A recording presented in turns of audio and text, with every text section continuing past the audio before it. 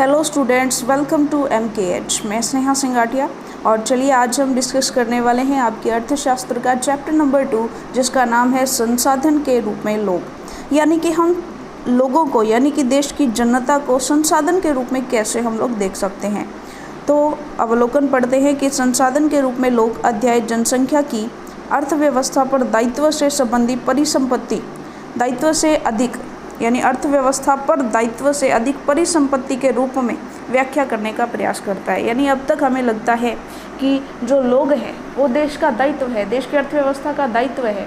जो लोग हैं वो अर्थव्यवस्था पर निर्भर है, लेकिन यहाँ पर जो है अर्थव्यवस्था की संपत्ति के रूप में लोगों को दिखाया गया है कि जो लोग हैं वो हमारी संपत्ति है, हमारी शक्ति है।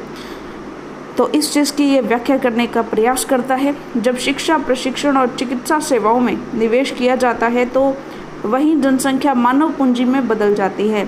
यानी कि अगर कोई व्यक्ति है, अगर उसकी शिक्षा यानी उसको शिक्षा दे दी जाए, उसको प्रशिक्षण दे दिया जाए, उसको चिकित्सा सुविधाएं दे दी जाएं, तो अब ये मानव पूंजी बन जाता है। मानव पूंजी कौशल और उनमें निहित उत्पादन के ज्ञान का स्टॉक है। यानी कि मानव पूंजी जो है, मानव पूंजी क्या होती है? मानव पूंजी कौशल से भरी होती है और उसके अंदर उत्पादन के ज्ञान का स्टॉक होता है। यानी कि उत्पादन कैसे करना है उसका ज्ञान का उसके अंदर भरपूर स्टॉक जो है वो होता है।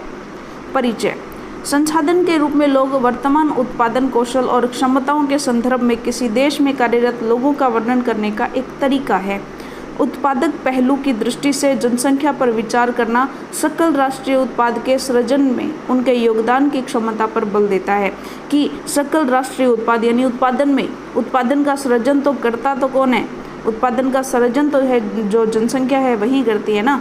दूसरे संसाधनों की भांति ही जनसंख्या भी एक संसाधन है, एक मानव संसाधन। देखिएगा, जिस तरीके से मान लीजिए हमें किसी एक चीज़ की यानी किसी भी इकाई का उत्पादन करना है, तो इसमें जो कच्चा माल लगा या जो इसमें मशीनें लगी, जो इसमें पूंजी लगी, वे सभी संसाधन हैं।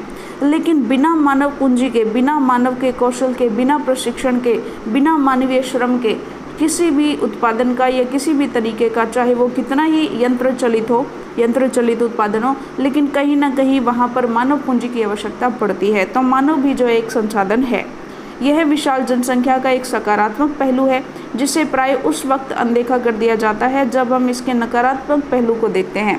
जैसे देखिएगा, हम ज़्यादातर बात करते हैं जनसंख्या वृद्धि को जो है देश के लिए हानिकारक समझा जाता है, क्योंकि हम मान लीजिए हमारे पास 100 व्यक्ति हैं, मान लीजिए हमारे पास 100 व्यक्तियों के एक चयन है, मान लीजिए यहाँ पर 100 व्यक्ति हैं, इस बॉक्स में यहाँ पर 100 व्यक्ति हैं, तो हम एक दृष्टि से इसके नकारात्मक पहलू को देखना चाहें तो हमें इनके 100 पेट दिखाई देंगे, 100 खाली पेट जिन्हें हमें भरना है, 100 पेट दिखाई देंगे, खाली पेट यानी भोजन की आवश्यकता। अगर हम इनको सकारात्मक पहलू से देखें तो हमें 100 कामगार मजदूर, 100 कामगार मानवीय श्रम, 100 जो है मानव पूंजी दिखाई देगी, या फिर उनके 100 दिमाग दिखाई देंगे जिनके अंदर अगर कौशल और प्रशिक्षण भरा जाए तो वो उत्पादन सृजन करने में अपनी महत्वपूर्ण भूमिका निभा सकते हैं। तो इसके नकारात्मक और सकारात्मक पहलू 2 होते हैं जिससे जनसंख्या को आंका जाता है।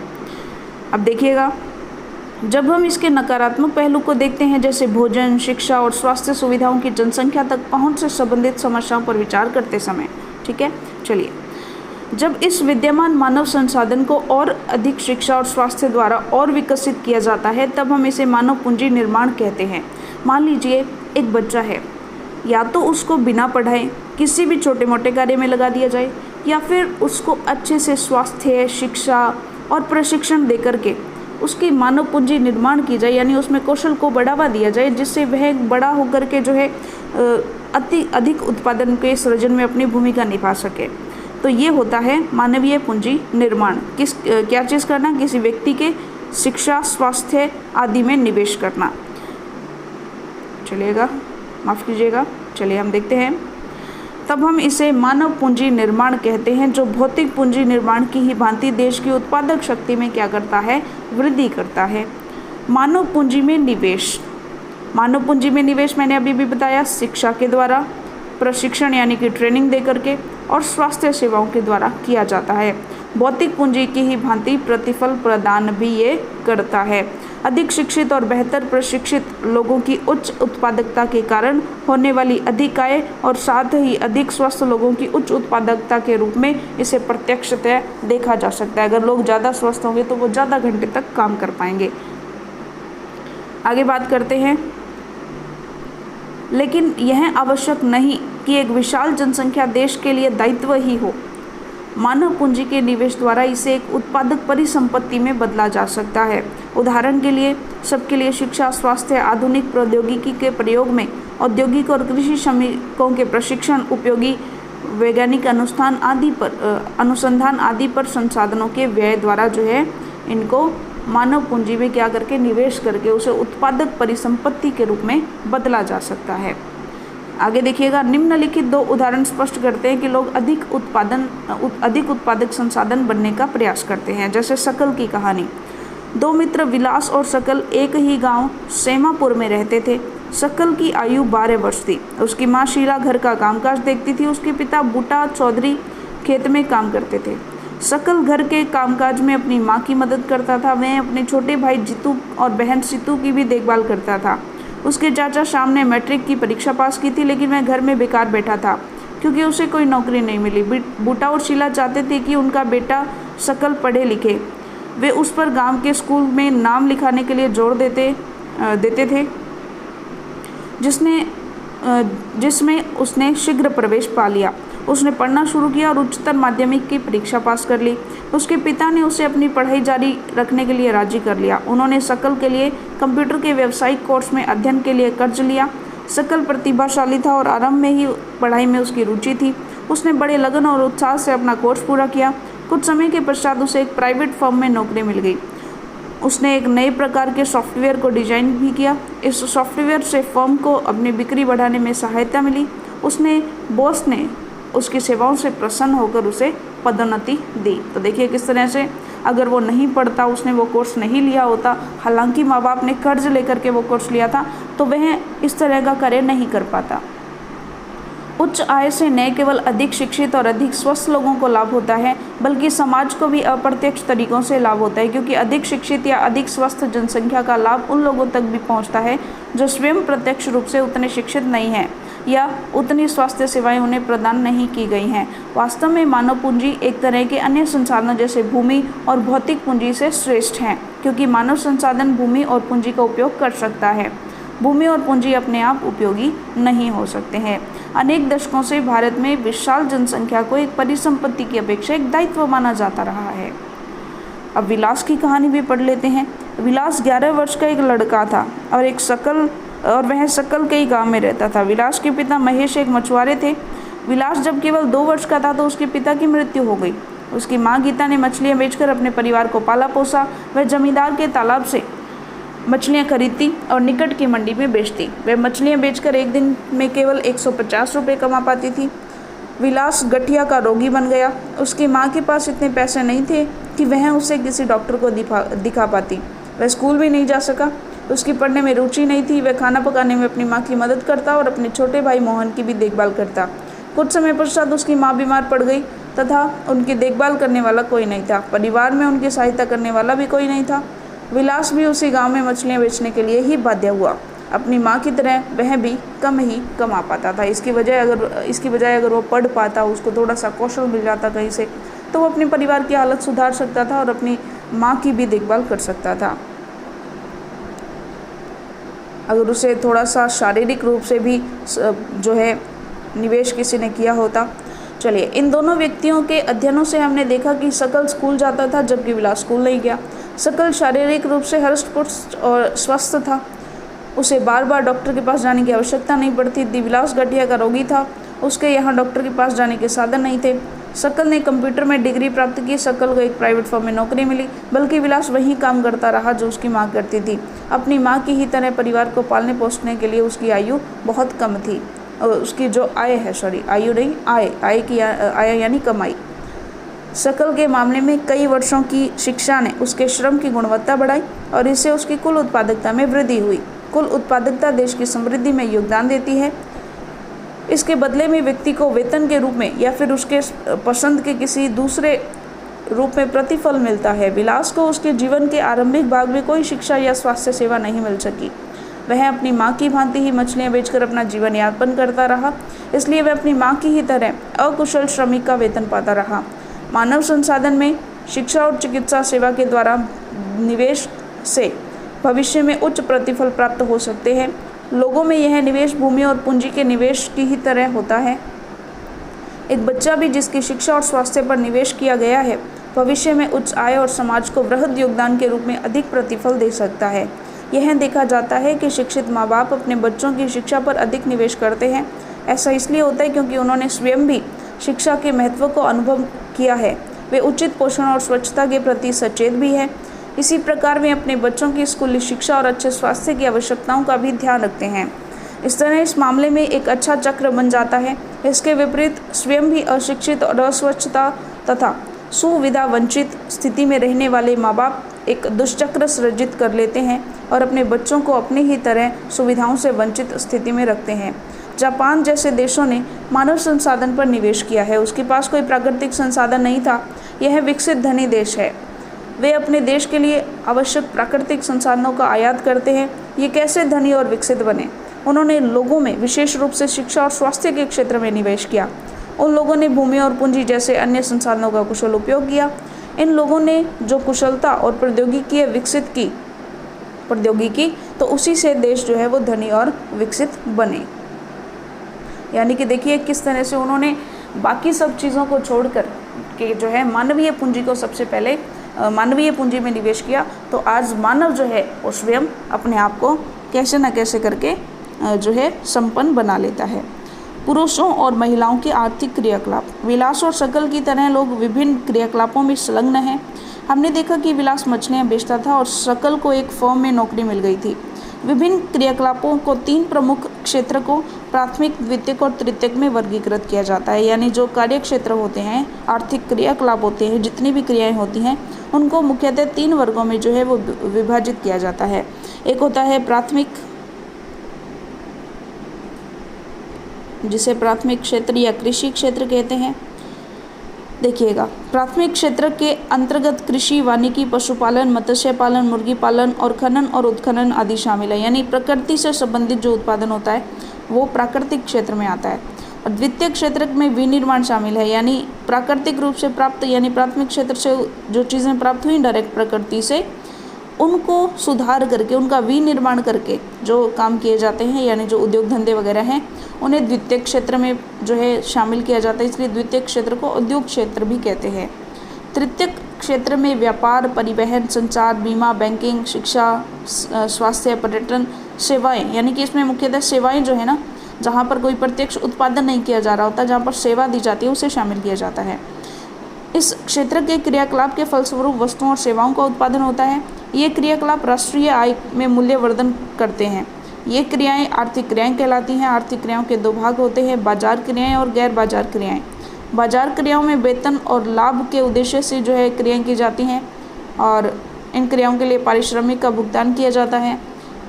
इसमें सरकारी सेवा सहित वस्तु या सेवाओं को उत्पादन शामिल है। गैर बाजार क्रियाओं से अभिप्राय स्वयं उपभोग के लिए उत्पादन होता है। इनमें प्राथमिक उत्पादों का उपभोग और प्रसंस्करण तथा अचल संपत्तियों का स्वलेखा उत्पादन आता है। चलिए बात करते हैं आगे। ऐतिहासिक और सांस्कृतिक कारणों से परिवार में महिलाओं और पुरुषों के बीच श्रम का विभाजन होता है। आमतौर पर महिलाएं घर के कामकाज देखती हैं और पुरुष खेतों में काम करते हैं।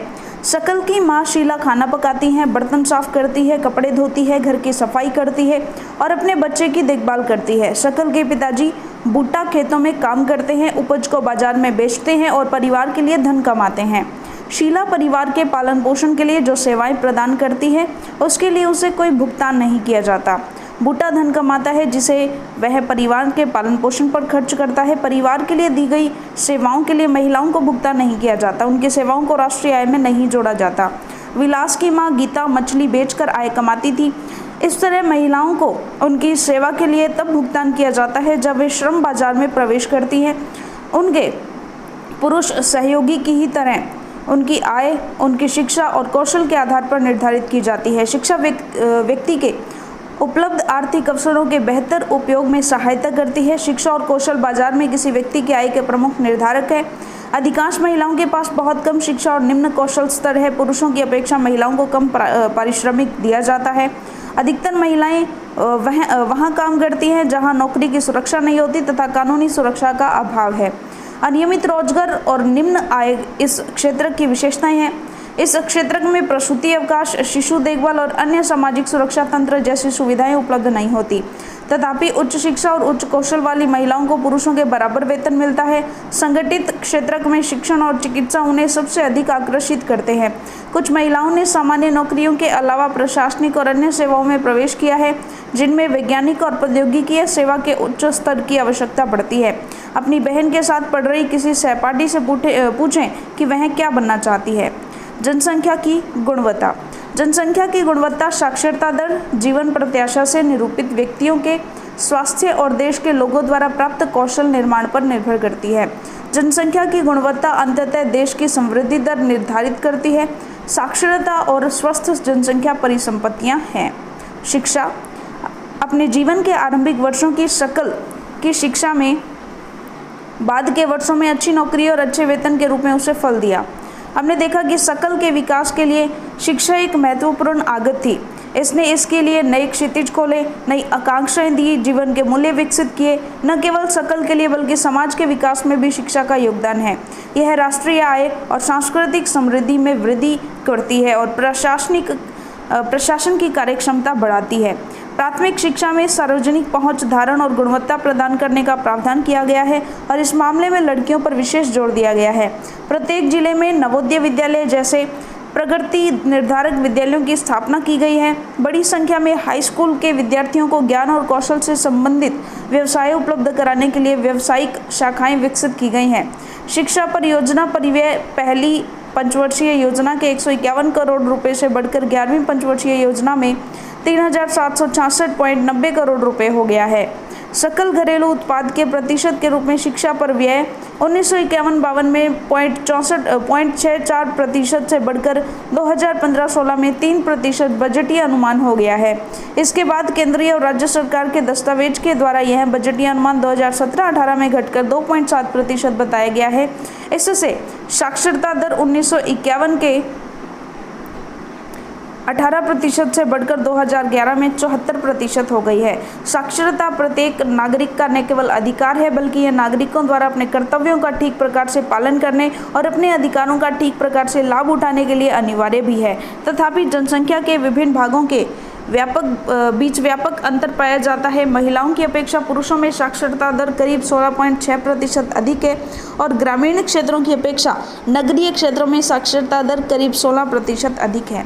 वर्ष 2011 के केरल के कुछ जिलों में साक्षरता दर 94% है, जबकि बिहार में 62% ही है। वर्ष 2015-16 प्राथमिक स्कूल प्रणाली भारत के 8.41 लाख से भी अधिक गांवों में फैली है। दुर्भाग्यवश स्कूल शिक्षा के इस विस्तार को शिक्षा के निम्न स्तर और पढ़ाई बीच में छोड़ने की उच्च दर ने कमजोर कर दिया है। 6 से 14 आयु वर्ग के सभी स्कूली बच्चों को वर्ष 2010 तक प्राथमिक शिक्षा प्रदान करने की दिशा में सर्व शिक्षा अभियान एक महत्वपूर्ण कदम है। राज्यों को स्थानीय सरकारों और प्राथमिक शिक्षा सार्वभौमिक लक्ष्य को प्राप्त करने के लिए समुदाय की सहभागिता के साथ केंद्रीय सरकार की यह समयबद्ध पहल है। इसके साथ ही प्राथमिक शिक्षा में नामांकन बढ़ाने के लिए सेतु पाठ्यक्रम और स्कूल लौटी शिविर प्रारंभ किए गए हैं। कक्षा में बच्चों की उपस्थिति को बढ़ावा देने, बच्चों के धारण और उनकी पोषण स्थिति में सुधार के लिए दोपहर के भोजन की योजना कार्यान्वित की जा रही है। इन नीतियों से भारत में शिक्षित लोगों की संख्या में वृद्धि हो सकती है। 12वीं योजना में उच्च शिक्षा में 18 से 23 वर्ष आयु वर्ग के नामांकन में 25.2% तक की वृद्धि 2017-18 और 30% 2020-21 तक करने का प्रयास किया गया है। यह विश्व औसतन 26% से मिलती जुलती है। यह रणनीति पहुंच में वृद्धि, गुणवत्ता, राज्यों के लिए विशेष पाठ्यक्रम में परिवर्तन को स्वीकार करना, व्यवसायीकरण तथा सूचना प्रौद्योगिकी के उपयोग का जाल बिछाने पर केंद्रित है। योजना दूरस्थ शिक्षा, औपचारिक, अनौपचारिक, दूरस्थ तथा संचार प्रौद्योगिकी शिक्षा देने के लिए शिक्षण संस्थानों के अभिसरण पर भी केंद्रित है। पिछले 50 वर्षों में विशेष क्षेत्रों में उच्च शिक्षा देने वाले शिक्षण संस्थानों तथा विश्वविद्यालयों की संख्या में महत्वपूर्ण वृद्धि हुई है। 1951 से 2015-16 के बीच कॉलेजों तथा विश्वविद्यालयों की संख्या में वृद्धि, छात्रों के नामांकन तथा अध्यापकों की भर्ती को सारणी 2.1 में देखें तो महाविद्यालयों की संख्या सन वाइज यहाँ पर दी गई है। विश्वविद्यालयों की संख्या विद्यार्थी और शिक्षक और यूनिवर्सिटी व कॉलेज में मिलाकर के जो शिक्षकों की संख्या है वो दिखाई गई है। चलिएगा आगे चलते हैं। स्वास्थ्य। फर्म का उद्देश्य लाभ को अधिकतम करना है। क्या आप सोचते हैं कि कोई भी फर्म ऐसे व्यक्तियों को रोजगार देने के लिए प्रेरित होंगी जो खराब स्वास्थ्य होने के कारण स्वस्थ श्रमिकों के बराबर कार्य नहीं कर पाए? तो बिल्कुल नहीं करेंगे ऐसा। तो किसी व्यक्ति का स्वास्थ्य उसे अपनी क्षमता को प्राप्त करने और बीमारियों से लड़ने की ताकत देता है। ऐसा कोई भी अस्वस्थ स्त्री पुरुष संगठन के समग्र विकास में अपने योगदान को अधिकतम करने में सक्षम नहीं होगा। वास्तव में स्वास्थ्य अपना कल्याण करने का एक अपरिहार्य आधार है। इसलिए जनसंख्या की स्वास्थ्य स्थिति को सुधारना किसी भी देश की प्राथमिकता होती है। हमारी राष्ट्रीय नीति का लक्ष्य भी जनसंख्या में अल्प सुविधा प्राप्त वर्गों पर विशेष ध्यान देते हुए स्वास्थ्य सेवाओं, परिवार कल्याण और पौष्टिक सेवा तक इनकी पहुंच को बेहतर बनाना है। पिछले 5 दशकों में भारत ने सरकारी और निजी क्षेत्रों में प्राथमिक, द्वितीयक और तृतीयक सेवाओं के लिए अपेक्षित एक विस्तृत स्वास्थ्य आधारित संरचना और जनशक्ति का निर्माण किया है। बात करते हैं आगे। चलेगा। भारत में ऐसे अनेक स्थान हैं जिनमें ये मौलिक सुविधाएं भी नहीं हैं। भारत में कुल 381 मेडिकल कॉलेज और 301 डेंटल कॉलेज हैं। केवल 4 राज्य जैसे आंध्र प्रदेश, कर्नाटक, महाराष्ट्र और तमिलनाडु में कुछ राज्यों से अधिक मेडिकल है। बेरोजगारी। शकल की मां शीला अपने घरेलू कामकाज और बच्चों की देखभाल तथा खेती में काम के अपने पति बुट्टा की मदद करती थी। शकल का भाई जीतू और बहन सीतू अपना समय खेलने और घूमने फिरने में गुजारते थे। क्या आप शीला या जीतू और सीतू को बेरोजगार कह सकते हैं? यदि नहीं तो क्यों? क्योंकि बेरोजगारी उस समय विद्यमान कही जाती है जब प्रचलित मजदूरी की दर पर काम करने के लिए इच्छुक लोग रोजगार नहीं पा सके। शीला की रुचि अपने घर के बाहर काम करने में नहीं है।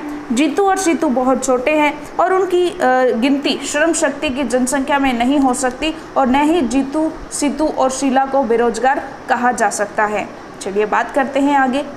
श्रम बल जनसंख्या में वे लोग शामिल किए जाते हैं जिनकी उम्र 15 से 59 वर्ष के बीच है।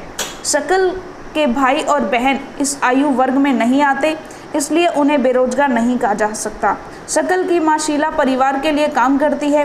वह अपने घर से बाहर जाकर पारिश्रमिक के लिए काम करने के लिए इच्छुक नहीं है, उसे भी बेरोजगार नहीं कहा जा सकता। क्योंकि देखिए, एक तो जो श्रम बल जनसंख्या में शामिल हो, यानी 15 से जिनकी उम्र 15 से 59 वर्ष के बीच में हो, और दूसरा वो काम करने के इच्छुक भी होने चाहिए।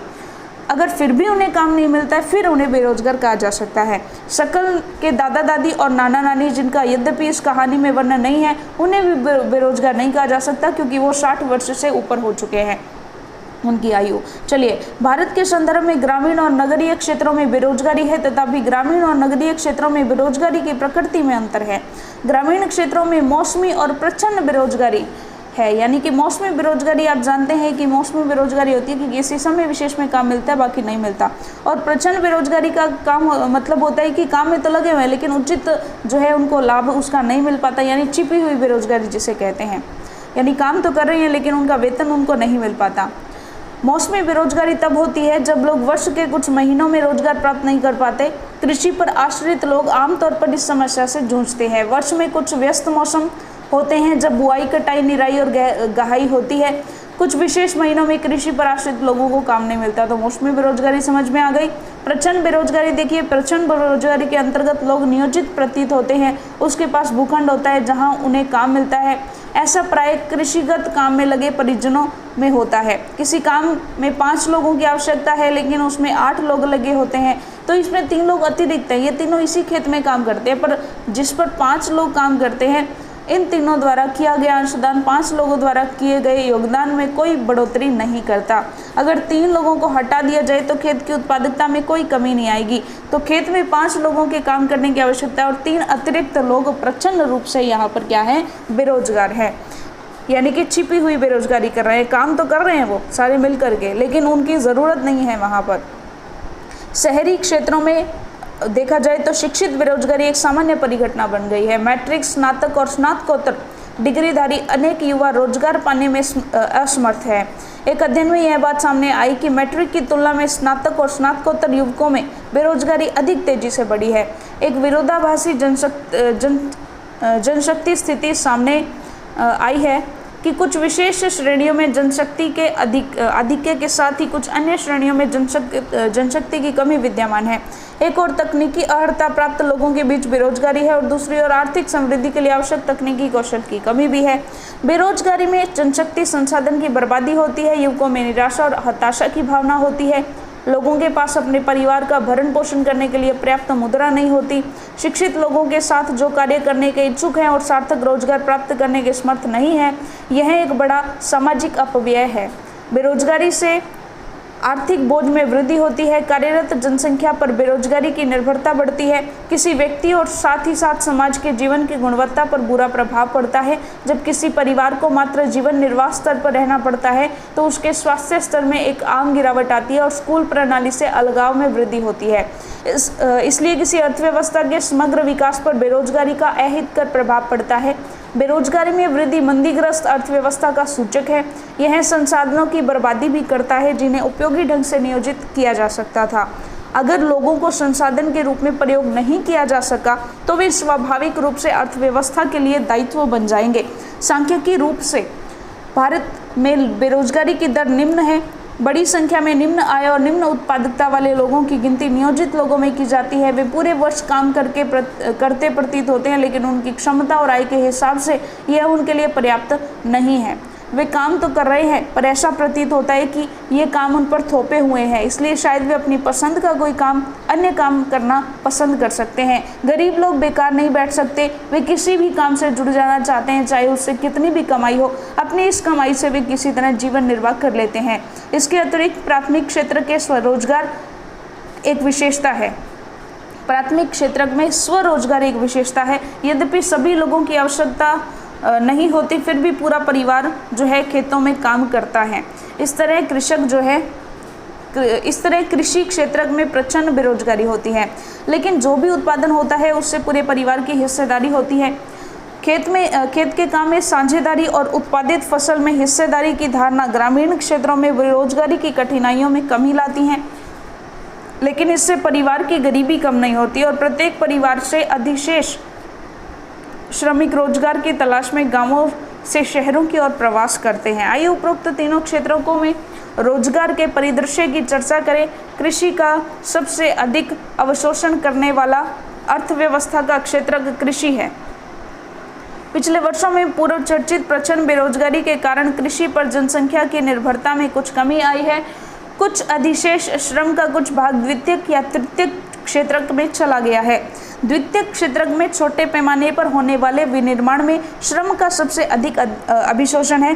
तृतीयक क्षेत्र में जैव प्रौद्योगिकी, सूचना प्रौद्योगिकी आदि सरीकी जो है विभिन्न नई सेवाएं सामने आ रही हैं। आइए यह जानने के लिए कहानी पढ़ें कि कैसे लोग अपने गांव की अर्थव्यवस्था के लिए परिसंपत्ति बन जाते हैं।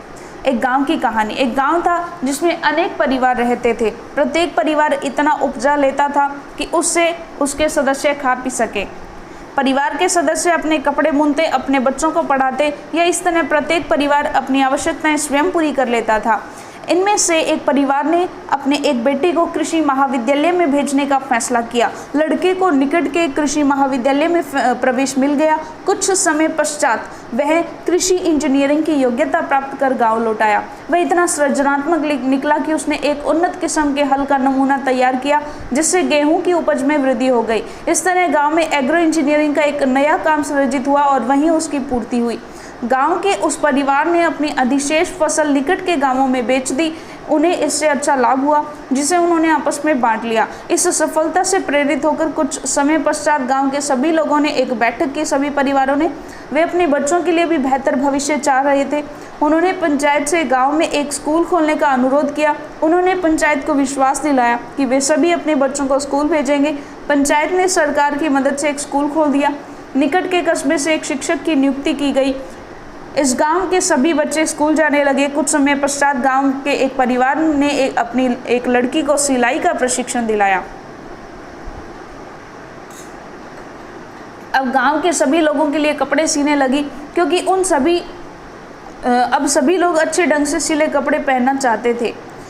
इस तरह दर्जी का एक नया काम सृजित हुआ। इसका एक और सकारात्मक प्रभाव हुआ, किसानों का कपड़ा खरीदने के लिए दूर जाने में लगने वाला समय जो है वो अब बचने लगा।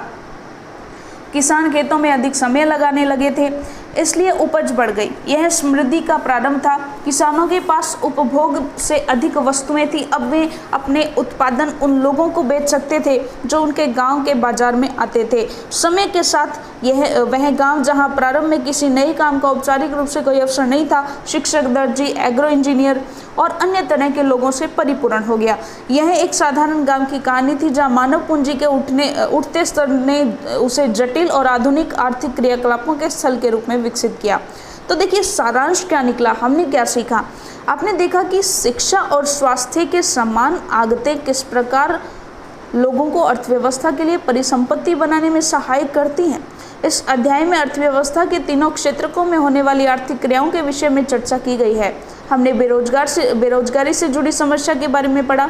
अंततः अध्याय एक गांव की कहानी के साथ समाप्त होता है, जिसमें पहले कोई रोजगार नहीं था और बाद में वहां रोजगार के अनेक अवसर जो है वो उत्पन्न हो गए। तो चलिएगा इसके जो प्रश्नोत्तर हैं, चलिए वो एक PDF के माध्यम से देख लेते हैं।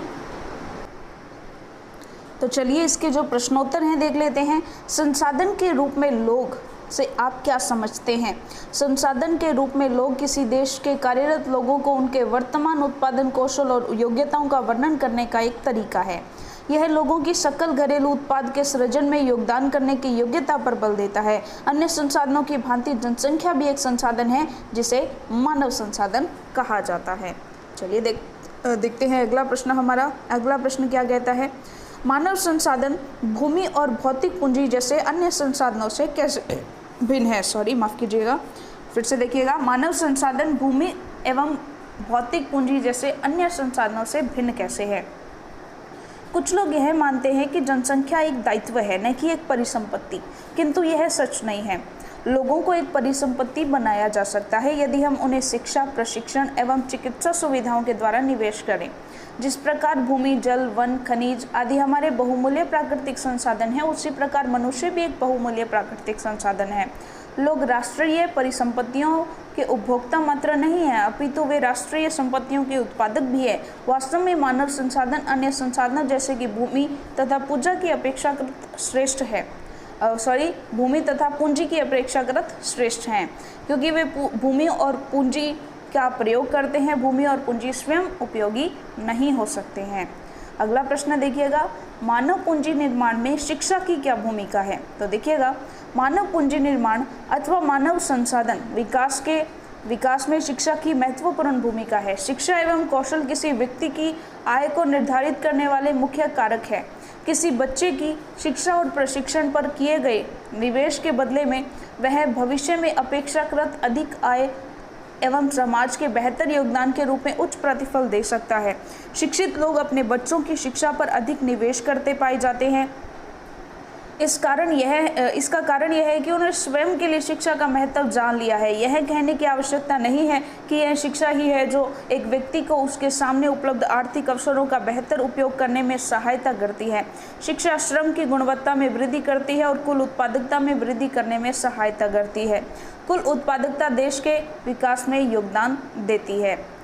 अगला प्रश्न देखिए, मानव पूंजी निर्माण में स्वास्थ्य की क्या भूमिका है? तो देखिएगा, मानव पूंजी निर्माण एवं मानव संसाधन विकास में स्वास्थ्य की महत्वपूर्ण भूमिका है। केवल एक पूर्ण स्वस्थ व्यक्ति ही अपने काम के साथ न्याय कर सकता है। इस प्रकार यह किसी व्यक्ति के कामकाजी जीवन में महत्वपूर्ण भूमिका अदा करता है। एक अस्वस्थ व्यक्ति अपने परिवार, संगठन एवं देश के लिए दायित्व है। कोई भी संगठन ऐसे व्यक्ति को काम पर नहीं रखेगा जो खराब स्वास्थ्य के कारण पूरी दक्षता से काम न कर सके। स्वास्थ्य न केवल किसी व्यक्ति के जीवन की गुणवत्ता में सुधार लाता है, अपितु मानव संसाधन विकास में वर्धन करता है, जिस पर देश के कई क्षेत्र निर्भर करते हैं। किसी व्यक्ति का स्वास्थ्य अपनी क्षमताओं एवं बीमारी से लड़ने की योग्यता को पहचानने में सहायता करता है। किसी व्यक्ति के कामयाब जीवन में स्वास्थ्य की क्या भूमिका है? तो हम सभी जानते हैं कि एक स्वस्थ शरीर में ही एक स्वस्थ दिमाग निवास करता है। स्वास्थ्य जीवन का एक महत्वपूर्ण पहलू है। स्वास्थ्य का अर्थ जीवित रहना मात्र ही नहीं है। स्वास्थ्य में शारीरिक, मानसिक आर्थिक और सामाजिक सुदृढ़ता शामिल है। स्वास्थ्य में परिवार कल्याण, जनसंख्या नियंत्रण, दवा नियंत्रण, प्रतिरक्षण एवं खाद्य मिलावट निवारण आदि बहुत से क्रियाकलाप शामिल है। यदि कोई व्यक्ति अस्वस्थ है तो वह ठीक से काम नहीं कर सकता। चिकित्सा सुविधाओं के अभाव में वह एक अस्वस्थ मजदूर अपनी उत्पादकता और अपने देश की उत्पादकता को कम करता है। इसलिए किसी व्यक्ति के कामयाब जीवन में स्वास्थ्य महत्वपूर्ण भूमिका निभाता है। प्राथमिक, द्वितीयक और तृतीयक क्षेत्रकों में किस तरह की विभिन्न आर्थिक क्रियाएं संचालित की जाती हैं? तो देखिएगा, प्राथमिक क्षेत्र में कृषि, वन, पशुपालन, मुर्गी पालन, मछली पालन और खनन आदि होते हैं। द्वितीय क्षेत्र में विनिर्माण यानी कि औद्योगिक क्षेत्र शामिल होता है और तृतीय क्षेत्र में सेवाएं जैसे बैंकिंग, परिवहन, व्यापार, शिक्षा, बीमा, पर्यटन और स्वास्थ्य आदि आते हैं।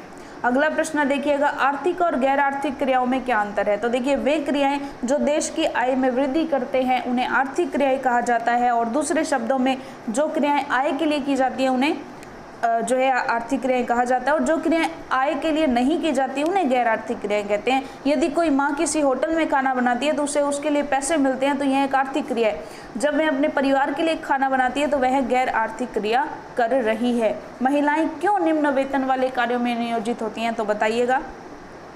तो देखिए, क्योंकि बाजार में किसी व्यक्ति की आय निर्धारण में शिक्षा महत्वपूर्ण कारकों में से एक है और भारत में महिलाएं पुरुषों की अपेक्षा कम शिक्षित होती हैं। उनके पास बहुत कम शिक्षा एवं निम्न कौशल स्तर है, इसलिए उन्हें पुरुषों की तुलना में कम वेतन दिया जाता है। ज्ञान एवं जानकारी के अभाव में महिलाएं असंगठित क्षेत्रों में कार्य करती हैं जो उन्हें कम मजदूरी देते हैं। उन्हें अपने कानूनी अधिकारों की जानकारी भी नहीं है। महिलाओं को शारीरिक रूप में कमजोर माना जाता है, इसलिए उन्हें प्राय कम वेतन दिया जाता है। अगला प्रश्न देखिएगा, बेरोजगारी शब्द की आप कैसे व्याख्या करेंगे? देखिए, बेरोजगारी का अर्थ है जब लोग काम करने के इच्छुक हों किंतु उन्हें रोजगार न मिले। यह स्थिति विकसित देशों की अपेक्षा विकासशील देशों में अधिक देखी जाती है या देखने में आती है। कामगार जनसंख्या में 25 से 59 वर्ष के यानी 59 वर्ष के आयु वर्ग के लोग आते हैं। अगला प्रश्न देखिए, प्रचंड और मौसमी बेरोजगारी में क्या अंतर है? देखिएगा, हमने वहाँ भी प्रचंड और मौसमी बेरोजगारी की डेफिनेशन जो है वो देखी थी पाठ के अंदर कि प्रचंड बेरोजगारी में लोग नियोजित प्रतीत होते हैं जबकि वास्तव में वे उत्पादकता में कोई योगदान नहीं दे रहे होते। यानी अगर किसी खेत में 5 लोगों की ज़रूरत है तो वहाँ पर चाहे 8 लोग काम कर ले लेकिन उत्पादकता तो सेम ही होगी। यानी कि ऐसा प्राय किसी क्रिया में जुड़े परिवार के सदस्यों के साथ होता है। काम में 5 लोगों की आवश्यकता है किंतु 8 लोग लगे हुए हैं जहाँ 3 लोग अतिरिक्त हैं। यदि इन 3 लोगों को हटा लिया जाए तो भी उत्पादकता में कोई कमी नहीं आएगी। तो ये 3 लोग जो है वो प्रचंड बेरोजगारी में शामिल है। इसकी बजाय इन 3 लोगों को किसी अन्य काम में लगाया जाता। चलिए बात करते हैं मौसमी बेरोजगारी। मौसमी बेरोजगारी तब होती है जब वर्ष के कुछ महीनों के दौरान लोग रोजगार नहीं खोज पाते। भारत के कृषि कोई पूर्णकालिक रोजगार नहीं है, ये मौसमी है। इस प्रकार की बेरोजगारी कृषि में पाई जाती है। कुछ व्यस्त मौसम होते हैं जब बिजाई, कटाई, निराई और गहाई की जाती है। बाकी जो बचे हुए महीने हैं उनमें कृषि पर आश्रित लोगों को कोई अधिक काम नहीं मिल पाता। बात करते हैं अगला प्रश्न, शिक्षित बेरोजगारी भारत के लिए एक विशेष समस्या क्यों है? देखिएगा, शिक्षित बेरोजगारी शहरों में एक सामान्य परिघटना बन गई है। मैट्रिक, स्नातक, स्नातकोत्तर डिग्री धारक अनेक युवा रोजगार जो है पाने में असमर्थ है। एक अध्ययन में यह बात सामने आई है कि मैट्रिक की अपेक्षा स्नातक और स्नातकोत्तर डिग्री धारकों में बेरोजगारी अधिक तेजी से बढ़ी है। एक विरोधाभासी जनशक्ति स्थिति सामने आती है क्योंकि कुछ वर्गों में अतिशेष जनशक्ति अन्य क्षेत्रों में जनशक्ति की कमी के साथ साथ विद्यमान है। एक और तकनीकी अर्हता प्राप्त लोगों में बेरोजगारी व्याप्त है जबकि दूसरी ओर आर्थिक समृद्धि के लिए जरूरी तकनीकी कौशल की कमी है। उपरोक्त के प्रकाश में हम कह सकते हैं कि शिक्षित बेरोजगारी भारत के लिए एक विशेष समस्या है। देखिएगा, आपके विचार से भारत किस क्षेत्र में रोजगार के सर्वाधिक अवसर सृजित कर सकता है? तो हमारी अर्थव्यवस्था में श्रम का सबसे बड़ा अवशोषक कृषि क्षेत्र है किंतु हाल ही के वर्षों में प्रचंड बेरोजगारी के कारण इस क्षेत्र में गिरावट आई है। कृषि क्षेत्र के अधिशेष श्रमिक द्वितीयक या तृतीयक क्षेत्र में जाना चाहते हैं। द्वितीयक क्षेत्र में श्रम का सबसे बड़ा अवशोषक लघु स्तर विनिर्माण क्षेत्र है। तृतीय क्षेत्र में श्रम का सबसे बड़ा अवशोषक विनिर्माण क्षेत्र है। तृतीय क्षेत्र में कई नई सेवाओं का जो है आगमन हुआ है, जैसे कि बायोटेक्नोलॉजी और सूचना प्रौद्योगिकी आदि। हाल ही के वर्षों में बीपीओ अथवा कॉल सेंटर उद्योग में सर्वाधिक नौकरी के अवसर पैदा हुए हैं। मध्यम रूप से शिक्षित युवा वर्ग के लिए ये वरदान साबित हुए हैं। चलिए आगे चलते हैं। क्या आप शिक्षा प्रणाली में शिक्षित बेरोजगारों की समस्या दूर करने के लिए कुछ उपाय सुझा सकते हैं? तो देखिएगा, शिक्षित प्रणाली में शिक्षित बेरोजगारी को जो है समस्या दूर करने के लिए कुछ उपाय हम कुछ इस तरह से देंगे कि केवल किताबी ज्ञान देने की बजाय उनको अधिक तकनीकी शिक्षा दी जाए। शिक्षा को अधिक कार्योन्मुखी बनाना चाहिए। एक किसान के बेटे को साधारण स्नातक की शिक्षा देने की अपेक्षा इस बात का प्रशिक्षण दिया जाना चाहिए कि खेत में उत्पादन कैसे बढ़ाया जा सकता है। शिक्षा को लोगों को स्वावलंबी और उद्यमी बनाने के लिए प्रेरित करना चाहिए। शिक्षा के लिए योजना बनाई जानी चाहिए और इसकी भावी संभावनाओं को ध्यान में रखकर इसे क्रियान्वित किया जाना चाहिए। रोजगार के लिए अधिक अवसर पैदा किए जाने चाहिए। चलिए अगला प्रश्न देखिए, क्या आप कुछ ऐसे गांवों की कल्पना कर सकते हैं जहां पहले से कोई अवसर नहीं हो लेकिन बाद में हो गया हो? तो आप इस तरह की कोई भी कहानी आपके दिमाग में है तो आप कर सकते हैं। आगे देखिएगा, किस पूंजी को आप सबसे अच्छा मानते हैं? भूमि, श्रम, भौतिक पूंजी या मानव पूंजी, और क्यों? तो देखिए, जिस प्रकार भूमि, जल, वन, खनिज हमारे लिए बहुमूल्य प्राकृतिक संसाधन हैं, उसी प्रकार लोग भी बहुमूल्य संसाधन हैं। लोग राष्ट्रीय परिसंपत्तियों के उपभोक्ता मात्र नहीं है, अपितु वे राष्ट्रीय संपत्तियों के उत्पादक भी है। वास्तव में मानव संसाधन अन्य संसाधनों जैसे कि भूमि और पूंजी की अपेक्षाकृत श्रेष्ठ है, क्योंकि वे भूमि और पूंजी का प्रयोग करते हैं। भूमि एवं पूंजी स्वयं उपयोगी नहीं हो सकते। यदि हम लोगों में शिक्षा, प्रशिक्षण एवं चिकित्सा सुविधाओं के द्वारा निवेश करें तो जनसंख्या के बड़े भाग को परिसंपत्ति में बदला जा सकता है। हम जापान का उदाहरण सामने रखते हैं। जापान के पास कोई प्राकृतिक संसाधन नहीं थे। इस देश ने अपने लोगों पर निवेश किया, विशेषकर शिक्षा और स्वास्थ्य के क्षेत्र में। अंततः इन लोगों ने अपने संसाधनों का दक्षतापूर्वक जो है देखिएगा, अंततः इन लोगों ने अपने संसाधनों का दक्षतापूर्ण उपयोग करने के बाद नई तकनीक विकसित करते हुए अपने देश को समृद्ध और विकसित बना दिया है। इस प्रकार मानव पूंजी अन्य सभी संसाधनों की अपेक्षा अधिक महत्वपूर्ण है। तो चलिएगा, इसी के साथ आपका जो अध्याय है वो पूरा होता है। अगले अध्याय के लिए मिलेंगे हम हमारी अगली वीडियो में। तब तक के लिए धन्यवाद।